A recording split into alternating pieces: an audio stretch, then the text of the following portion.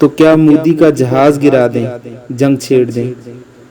یہی وہ بات ہے جو ہر تیسرا پاکستانی کر رہا ہے۔ لبرل، سیکولر یا پی ٹی آئی سے متاثرہ لوگ، نون لیگ، پیپل پارٹی یا کسی اور سیکولر لبرل جماعت کے لوگ،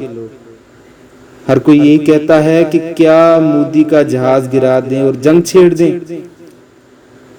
غیرت مندو، یہ دیکھو دسمبر 1999 انڈین ایئر لائن کی کھٹمنڈو سے دلی جاتی ہوئی فلائٹ نمبر 814 جو طالبان نے ہائی جیک کی اور کندار ایئرپورٹ پر اتار لی۔ تب بھی بھارت میں ہندو انتہا پسند بی جے پی ہی کی حکومت تھی، لیکن بے سر و سامان، جوہری ہتھیاروں سے خالی،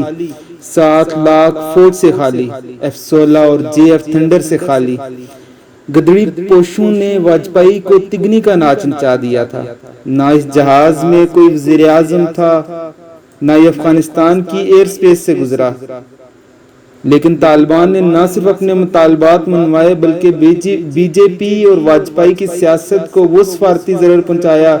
جس کی کلنک کے ساتھ واجپئی اپنی چتا پر لیٹا۔ کوئی قدیم واقعہ ہوتا تو ہم شک کرتے، روایت کی صحت پر بحث کرتے، لیکن صد افسوس کہ لٹے پٹے طالبان سے ایسی دلیری ہم نے اپنی حیات میں ہی دیکھ لی، پھر کیسے جوہری طاقت رکھنے والی ریاست کی مصلحت پرستی قبول کر لی۔ صحیح فرمایا تھا علامہ اقبال رحمہ اللہ نے، دل زندہ و بیدار اگر ہو تو بتدریج بندے کو عطا کرتے ہیں چشم نگراں، اور احوال و مقامات پہ موقوف ہے سب کچھ، ہر لہجہ ہے سالک کا زمان و مکان، اور الفاظ و معانی میں تفاوت نہیں لیکن ملا کی اذاں اور مجاہد کی اذاں، اور پرواز ہے دونوں کی اسی ایک فضا میں، کرگس کا جہاں اور شاہین کا جہاں اور